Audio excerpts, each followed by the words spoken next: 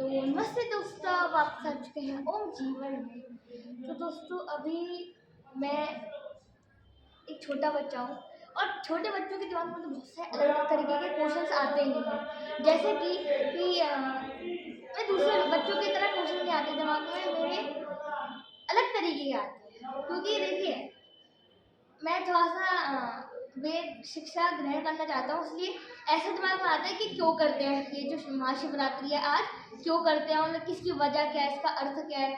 और मतलब कि कुछ ऐसे अलग तरीके के जब क्वेश्चन आते हैं ना, तो दिमाग के अंदर चुल बसती है। मतलब कि अंदर से होता है कि इसका आंसर कहाँ पता चलेगा। तो मैं आज मैं गुरुजी का इंटरव्यू लेने वाला हूँ, ताकि वो मुझे बता पाए कि इसका अर्थ क्या है। नमस्ते गुरुजी। नमस्ते बेटा, शुभाशीष, बाबा का आशीर्वाद हो।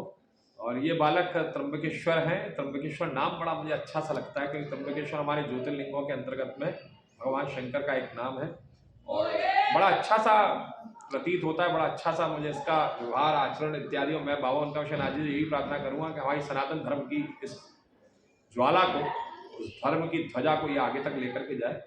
और सबसे पहली बात कि आज हम लोग मनकामेश्वर मंदिर में बैठे हैं।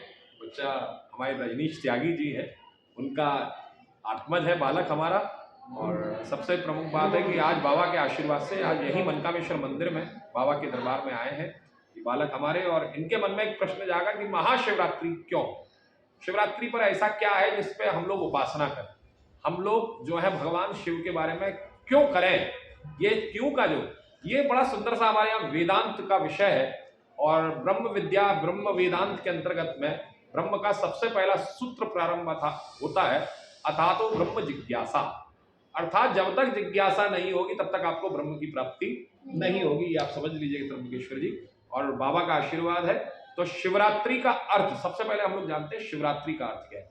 शिव हमारे यहाँ पर शींग स्वप्ने धातु, व्याकरण के दृष्टिकोण से जब हम लोग चलते हैं तो शींग स्वप्ने धातु से शिव शब्द की उत्पत्ति होती है। और शिव शब्द की जब उत्पत्ति होती है तो शिव के अंदर दो तत्व मिले हुए हैं। शिव में एक ई की मात्रा है, शिव के शब्द के अंदर में एक ई की मात्रा है। और व्याकरण के आचार्य लोग जानते हैं कि अगर ई हमारे यहां पर जो है वो ईकारांत स्त्री प्रत्यय है। क्या है? इकारांत स्त्री प्रत्यय, अर्थात स्त्री का सूचक है। अगर हम इस ई की मात्रा को अगर हम हटा देंगे तो जरा विचार करिए, शिव में से अगर ई की मात्रा हट गई तो क्या बचेगा? शव, शव कहा जाए, जिसको भगवान शंकर बड़ा सुंदर कहते हैं कि शक्ति तुभ्यम प्रदायस्तु शक्तिम बिना महेशानी शिवो हम शव रूप का। शक्ति के बिना हे महेशानी, मैं शिव होकर के भी शव रूपक हूं। शक्ति तुभ्यम प्रदायस्तु, वह शक्ति तुम प्रदान करती हो। अर्थात जब वो ई की मात्रा जुड़ती है शव में तब वो क्या बनता है? तब वो बनता है शिव। जब वो शिव बनता है तो शिवो हम सर्व कामदा, मैं शिव बन करके सबकी कामनाओं को पूर्ण करता हूं। तो एक प्रकार से अगर देखा जाए तो शिवरात्रि शिव की पहला शब्द है जहां पर शक्ति और शक्तिमान दोनों का परस्पर बड़ा ही आत्मज भाव है, एक प्रकार से दोनों मिले हुए। दूसरा सूत्र है रात्रि। अब रात्रि हमारे यहाँ अंधकार का प्रतीकात्मक है। अब अगर अंधकार का प्रतीकात्मक है तो हम अंधेरे में हम क्या ढूंढ पाएंगे? कुछ नहीं। लेकिन आप कभी एकांत में अंधेरे में आप अपनी आंखों को बंद करिए। जब आप अपनी आंखों को बंद करके बैठते हैं तो शुरुआत में सबसे पहले क्या आता है? अंधेरा। फिर धीरे धीरे जब आप उस अंधेरे में अपने आप को केंद्रित करते हैं तो वहां से आपको एक प्रकाश की किरण नजर आती है। It is something like this. ये इस प्रकार से है कि जैसे ही आप घर में बैठे हैं, कमरे में बैठे हैं, एकदम से लाइट चली गई और जैसी लाइट गई तो एकदम से आंखों के सामने अंधेरा हो गया। फिर धीरे धीरे हमारी आंखें अभ्यस्त होती हैं उस अंधेरे में देखने में। तो ये उसी प्रकार की साधना है। शिवरात्रि अर्थात वह रात्रि, घोर अंधकार की रात्रि, कि जिसके अंतर्गत में हमको शिव के अंतर्गत में विराजमान शक्ति और शक्तिमान दोनों को हमें ढूंढना है। अब हम इसको क्यों मना, इसके पीछे कथा क्या है? बड़ी सुंदर सा भाव आता है कि इसके पीछे, हर चीज के पीछे कहा भाई ऐसा क्यों, आपके मन में हमेशा ये चीज रहती है ऐसा क्यों। तो अगर ऐसा क्यों है तो उसके पीछे ये है कि आज के दिन भगवान शंकर का और मां पार्वती का विवाह हुआ था। It's an marriage anniversary. अगर देखा जाए तो ये एक मैरिज एनिवर्सरी, विवाह की वर्षगांठ है भगवान शंकर की और मां पार्वती जी की विवाह की वर्षगांठ है। दूसरे स्वरूप में सबसे प्रमुख बात अगर देखा जाए, मैं आपको एक चीज और स्पष्ट करूं कि एक बार ब्रह्मा जी महाराज नारायण की नाभि से प्रकट हुए, नारायण की नाभि से कमल निकला, ब्रह्मा जी महाराज का प्राकट्य हुआ, और ब्रह्मा जी महाराज का जब प्राकट्य हुआ तो ब्रह्मा जी महाराज के मन में एक जागा कि मैं कौन हूं, तो वो उसकी खोज करने के लिए, आपकी तरह खोज करने के लिए वो सब जगह दौड़े, और जब वो सब जगह घूमे तो उस समय पर वह नारायण के समक्ष आए।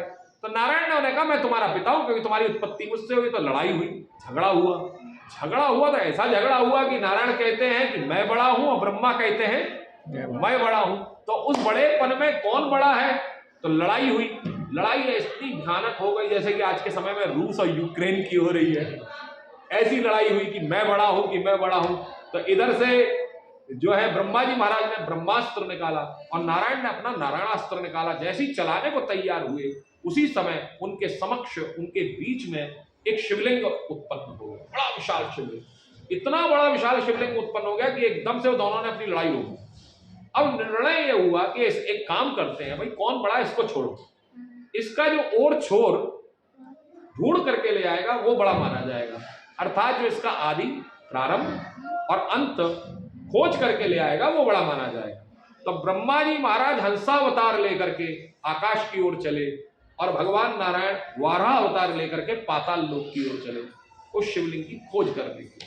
जब वो शिवलिंग की खोज करते करते ब्रह्मा जी महाराज को कई लाखों वर्ष बीत गए आकाश में उड़ते उड़ते, तो उन्होंने देखा कि ऊपर से केतकी का फूल नीचे गिरता चला आ रहा है। तो केतकी के फूल से उन्होंने पूछा कि भाई तुम ये बताओ, तुमने इसका प्रारंभ देखा है, क्योंकि तुम तो मेरे से ऊपर से चले आ रहे हो, मैं तो नीचे से ऊपर जा रहा हूं। तो केतकी का पुष्प ने हाथ जोड़ कर कहा प्रभु मुझे भी नहीं पता, मैं तो करोड़ों वर्षों से नीचे गिरता चला आ रहा हूं। अब ब्रह्मा जी महाराज चकराए। ब्रह्मा जी महाराज को लगा भाई ये क्या हो गया, मैं तो इसे ढूंढने जा रहा हूं। तो उन्होंने एज यूजुअल, जैसे कि ये प्रकृति और प्रवृत्ति होती है, नेचर होता है, तो उन्होंने कहा भाई तुम गवाही दे सकते हो। बोले क्या गवाही देनी है महाराज? बोले गवाही ये देनी है कि तुम्हें नीचे नारायण जी से जाकर के ये कहना है कि इन्होंने प्रारंभ खोज लिया है और मैं गवाह हूं। तो इतना ही कहना? बोले हाँ इतना ही कहना, चलो और आज से तुम फूलों में सर्वश्रेष्ठ माने, सबसे ज्यादा सुंदर तुम होगे। केतकी के पुष्प को ये आशीर्वाद दे दिया। केतकी ने अरे बहुत सुंदर, चलते हैं। तो आगे उन्हें गाय मिली, गौ माता मिली। तो उन्होंने गाय से पूछा भाई तुम मेरे पक्ष में गवाही दोगी? बोले क्या गवाही देनी है? बोले यही गवाही देनी है कि इन्होंने जो है प्रारंभ खोज लिया है। तो प्रारंभ खोज लिया है, बोले गवाही दे देंगे। तो बोले आज से तुम्हारे शरीर का मलमूत्र भी, गाय की जो कोई भी शक्ति हो, यहां तक कि लार से लेकर के मलमूत्र तक तुम्हारा उपयोगी होगा, वह अमृत के समान होगा। ये होते आशीर्वाद दिया। लौट करके नीचे आए, नारायण के सामने प्रस्तुत हुए। नारायण से कहा दोनों ने, बोले मैं 2 गवाह लेकर के आया हूं।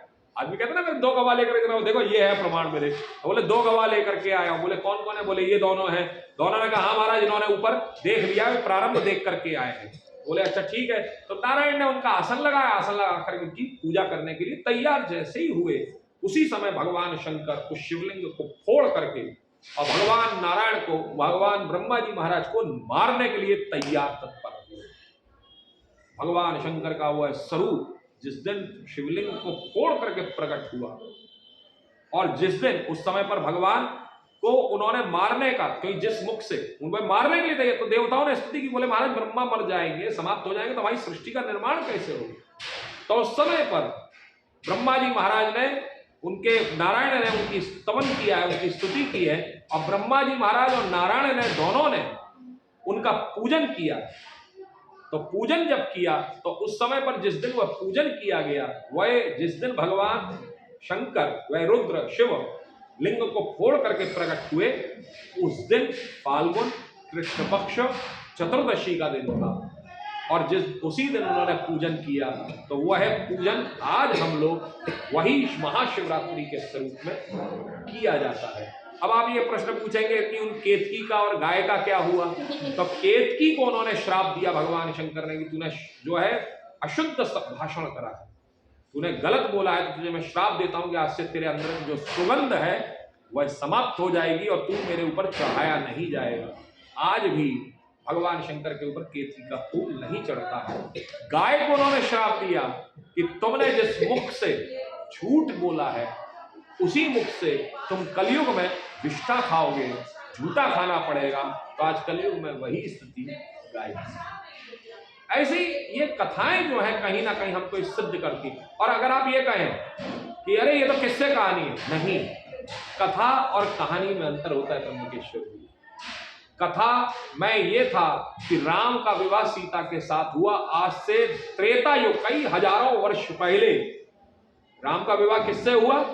सीता के साथ में हुआ। वह त्रेता के बाद में द्वापर आया, द्वापर के बाद में आज वर्तमान समय में कलयुग चल रहा है। लेकिन सीता का विवाह रावण के साथ नहीं हुआ है आज भी, बल्कि राम जी के साथ, क्योंकि वह कथा है। कथा हमेशा सत्य थी, है और रहेगी। कहानियों में परिवर्तन हो सकता है, तो कहानियां अलग हैं और हमारे यहाँ की जो पुराण जो इत्यादि है ये कथाएं हैं। कथाओं में कहीं से कोई किंतु परंतु नहीं होता, बल्कि वह जैसे होती है वैसे का वैसे ही हमारे सामने प्रस्तुत किया जाता है। एक चीज और मैं कहना चाहूंगा बेटे आपके चैनल के माध्यम से कि हमारे संस्कृति के ऊपर बहुत प्रहार हुआ है और हम लोग 1000 वर्षों तक, बल्कि उससे ज्यादा वर्षों तक हम लोग गुलाम की सभ्यता और संस्कृति में रहे। तो सबसे प्रमुख बात है हमारे सनातन धर्म को जहां मंदिर तोड़े गए, आज जो राम जन्मभूमि का निर्माण है या बाबरी जो है हमारा ये मथुरा का जो चल रहा है ईदगाह जाओ मस्जिद का, ये हमारे मंदिरों की सभ्यता प्रणाली को तोड़ करके बनाया गया है। सबसे प्रमुख बात है। और जैसा भी उस समय पर रहा हो वो चीज अलग है, वो विषय अलग है। लेकिन मैं आपको एक चीज स्पष्ट करूं कि जहां हमारे मंदिरों को तोड़ करके हमारी धर्म की संस्कृति को समाप्त करने की कुचेष्टा की गई, वहीं हमारे धर्म ग्रंथों में भी विकार उत्पन्न किया गया, वहीं हमारे धर्म ग्रंथों के साथ में भी छेड़खानी की गई।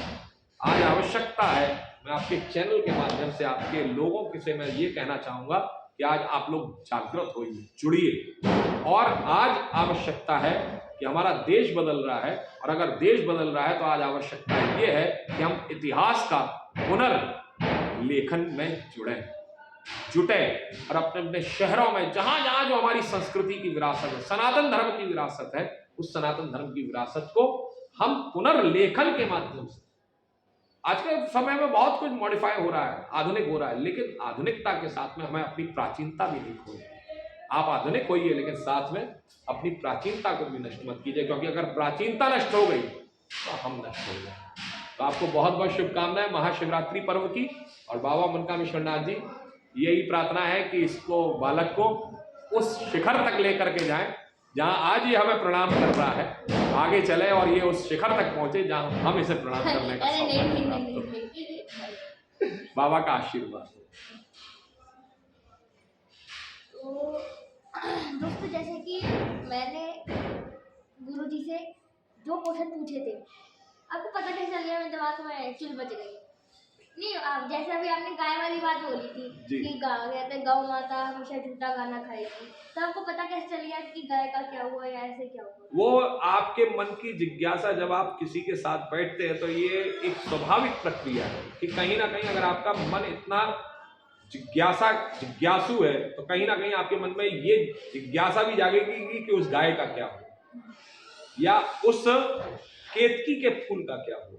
ऐसी बहुत सारी चीजें हैं। जैसे कि आज के समय में शिवरात्रि पर एक बड़ी सुंदर सी बात मुझे याद आ गई कि हम लोग भगवान शंकर का पूजन, यजन, अर्चन, वंदन बहुत सहज स्वाभाविक, बहुत साधारण है।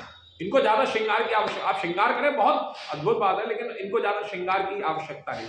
बड़ी सुंदर सी एक बात हमारे पिताजी महाराज कहते थे और मैं आज आप लोगों के साथ में उसको थोड़ा साझा करता हूँ कि जल के चढ़ाए जमलोक से उबार दे। हम जल चढ़ाते हैं या दीपक जलाते हैं या चावल चढ़ाते हैं, चंदन लगाते हैं या बिलपत्र चढ़ाते हैं या भांग चढ़ाते हैं, तो क्या होता है उसके चढ़ाने से क्या होता है? हम जल क्यों चढ़ाएं? तो जल के चढ़ाए जमलोक से उबार देत, जल के चढ़ाए जमलोक से उबार देत, चावल चढ़ाए 14 लोक ये देते हैं, 14 लोक दे देता है बाबा हमारा। चंदन लगाए, जब आप चंदन लगाते हैं तो सुरलोक देत बाबा मेरो, सुरलोक मतलब देवलोक दे देता है। और द्वीप के जलाए दीप के जलाए सातों दीप ये देते हैं। बिल्व के चढ़ाए, बिल्व पत्र के चढ़ाने से क्या होता है कि बिल्व के चढ़ाए लक्ष्मी पुत्र देत बाबा मेरो, क्योंकि लक्ष्मी ने उपासना की है और आज भी लक्ष्म्या स्तन उत्पन्न ऐसा किया गया, कहा गया। तो लक्ष्मी ने भगवान शंकर की जब उपासना की है तो उस समय भगवान नारायण का पता भगवान शंकर नहीं बताया। और जो लोग ये कहते हैं स्त्रियों को शिवलिंग की उपासना नहीं हुआ है, उनके लिए भी प्रमाण है कि अगर लक्ष्मी जी कर सकती हैं तो आप और हम लोग भी कर सकते। तो बिल्व के चढ़ाए लक्ष्मी पुत्र देत बाबा मेरो, भांग के चढ़ाए साथ संग ये लेत है। अर्थात भांग के चढ़ाने साथ में ले लेता है। क्यों? क्योंकि भाई भांग चढ़ाने वाले कोई घोटने वाला होना चाहिए ना, पीसने वाला होना चाहिए, कोई छानने वाला होना चाहिए। अकेले तो नहीं छानी जाएगी, घोटी नहीं जाएगी। तो भांग के चढ़ाए साथ संग ये लेते है, हर हर कहन से। हम कहते ना हर हर महादेव, तो हर हर कहन से काटे कलेश दुख सब, और गाल के बजाए ते निहाल कर देते हैं। गाल बजाने की परंपरा हमारे यहाँ इधर बड़ी सुंदर कही गई है। जब पूजन समाप्त होता है तो समय पर ऐसे करके गाल बजाया जाता है। तो गाल के बजाय ये नाद है भगवान शंकर की, गाल के बजाय थे निहाल कर देते, बाबा प्रसन्न होकर के अपना सब कुछ दे देते। तो ऐसी बड़ी सुंदर सी बातें हैं, बहुत सारी चीजें हैं भगवान शंकर के बारे में, बहुत सारी लोगों में भ्रांतियां हैं, बहुत सारे लोगों के मन में जिज्ञासा है। लेकिन यही है कि आपके माध्यम से वे सारी जिज्ञासाएं शांत हो, हम तो यही प्रार्थना करेंगे। और सबसे पहली चीज कि आपकी जिज्ञासाएं शांत करना अति आवश्यक है। Over to you Trimbakeshwar ji.